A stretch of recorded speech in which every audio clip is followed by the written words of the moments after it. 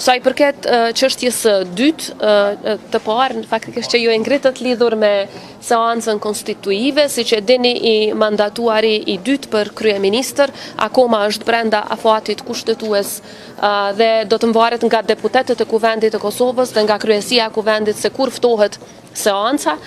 Siç e dini, seanca duhet të ftohet brenda afatit kushtetues, pra kanë mbetur edhe pak ditë. Shpresoj që kjo të bëhet sa më parë që të jetë e mundur dhe të shohim rezultatin e kësaj seance. Mirë po unë nuk mund ta paragjykoj. Televizionit publik, mbi 700 punëtor vazhdojnë me mbet pa paga për shkak të bllokadës politike. Çka mundi me bëj unë këtë drejtim si presidente e vendit? Si presidente e vendit tashmë e dini të gjithë ju në RTK që këtë çështje e kam ngritur në takim me liderët politik, si në takimin e përbashkët, ashtu edhe në takimet të ndara.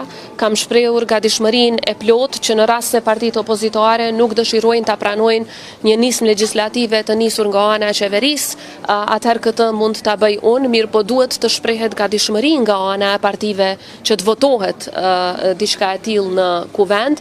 Deri tani nuk kam përgjigje në qoftë se ka gatishmëri nga partitë që kanë përfaqësim në Kuvendin e Kosovës që të votojnë. Unë mendoj që është e domosdoshme, mendoj që është e lehtë të kalohet një vendim i tillë.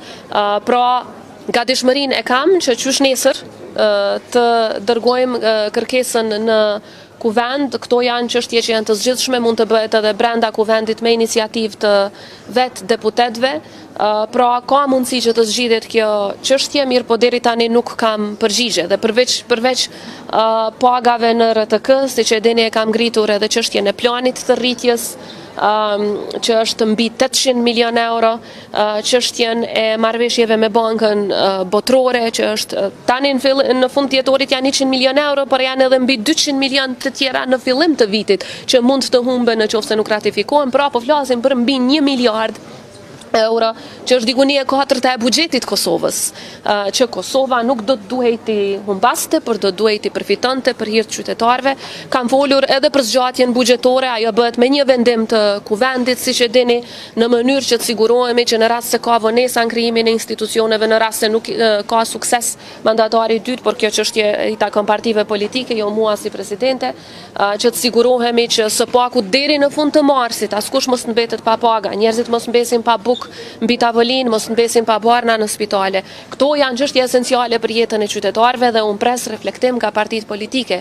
Ne gjithçka kemi gati si dokumentacion, krejt çka duhet është vullneti i partive politike dhe ju inkurajoj edhe juve si media që vazhdimisht të bëni presion pozitiv, po e quaj kështu, partive politike në mënyrë që këto vendime të merren nga ky kuvend, pra nga përfaqësuesit e këtij kuvendit, të cilët janë votuar me 9 shkurt të këtij viti, po akoma s'kan vendosur asgjë.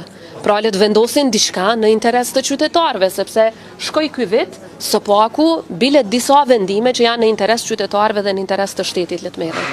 Faleminderit juve.